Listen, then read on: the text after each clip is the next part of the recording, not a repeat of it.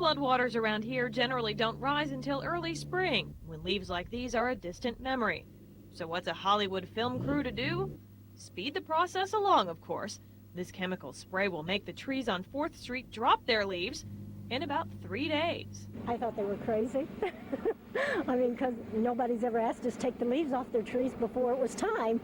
I always thought, well, when God was ready for them to fall, they'd fall.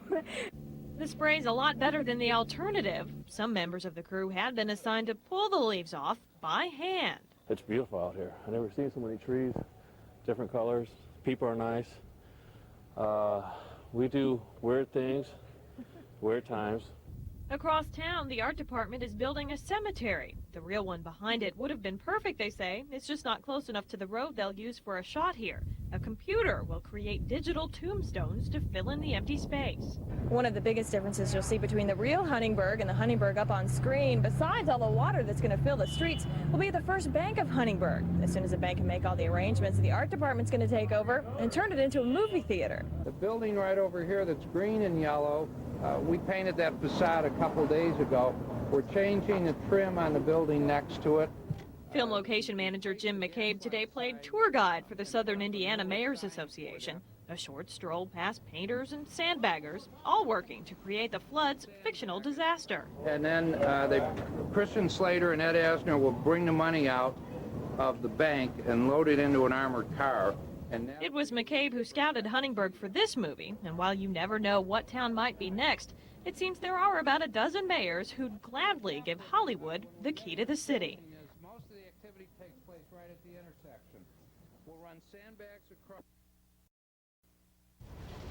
Another day, another Hollywood downpour. But this time, the rain-soaked subject was the star himself, Christian Slater. He plays an armored truck guard and certainly looks the part, right down to the firepower. Ed Asner is Slater's movie uncle. It's Uncle Charlie, he says, who's gotten Tom the armored truck job and is teaching him the ropes. Just tell me if you're as tired of being all wet as everyone else is. No, because it's my first day. I needed a bath, and the only thing lacking was suds. So it didn't work out too badly. I'll go home and thaw out now. The crowd gathered to watch was asked to keep quiet while the cameras rolled, but that didn't stop some silent wishes from being conveyed and even answered. I would tell Christian to just keep on doing what he's doing. It seems to be working well. I'm right here. I'll have it to you in 10 seconds. A.T. Montgomery hopes to follow in Slater's well-placed steps. A short stint as an extra on The Flood turned into a production crew job. He says after all this, he's Hollywood bound. I have worked my entire life. I put myself through college, and I've worked really hard to make it to the actor stage that Christian Slater and Ed Asner and everybody's at, and I'm going to achieve my dream. I'm going to, definitely. And achieving that dream means getting back to work in yet another man-made rainstorm. Clearly, there's a lot more to making this movie than meets the eye. The phony rainfall is just the beginning. This coffee shop, for example, is actually a vacant building, and the statue over here in the middle of the street, that's fake. But there is one thing I can assure you is 100% genuine. It's all this water in the streets. It's here Randy Quaid went before the camera. Almost. He was all decked out as the town sheriff. The packed up cars were evacuating. Unfortunately, the motor burned out on the rig for the overhead camera. This shot will have to wait for another day. Kathy Pribble, News 25 in Huntingburg.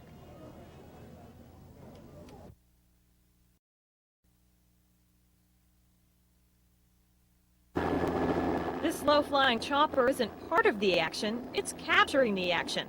A camera's mounted on the side and suspended within a case to get a steady shot through all the wind and vibration. It's up on the roof of Salem Church where you'll find the stars, Christian Slater and Minnie Driver, repeating the scene again and again until the crew is happy with the shot.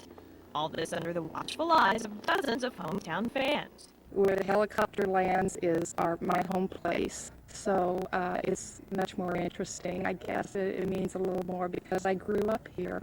I got seated inside a camper. That was about the only thing. Yeah, it's pretty luxurious in there. Nicer than any house I've ever been in.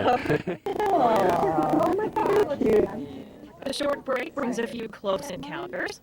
I'm getting Morgan Freeman, and then my life is complete. But does Christian get his own page, or Christian gets his own page. You know, Christian might get his own book for Now we gotta get all the way back over to the safe area and the safe spots now, so if you don't mind picking up and helping me out, I'd appreciate it. I got a lot. And just like that, it's back to work. Oh, wait a second. Before we show you the actual filming, a word of warning. I'm about to tell you how they think the movie's going to end. So if you're planning on seeing the flood in the theaters, plug your ears. This scene's an improvised happy ending for the flood, something the director felt was necessary after an action-packed film. Here, Slater and Driver have worked as a team to survive the flood and the bad guy bank robbers. The floodwaters have receded, and the sun is starting to shine. We haven't really shown off the town to any advantage because of the nature of the picture. It's a flood and it's raining and dark, and this is a great opportunity to let the town shine for itself. Yeah, well, we know now two people that survived the flood. I mean, if they're on top of the roof for the last scene. So it's ruined for you then. Your nice Bloody Mary breakfast. No, if it's filmed in Huntingburg, I'll probably see it half a dozen times. The stars and crew finally wrapped up early this afternoon, but not for long. They'll continue shooting on a California soundstage, then return to Huntingburg this fall to finish what they've started. Kathy Pribble, News 25 in Huntingburg.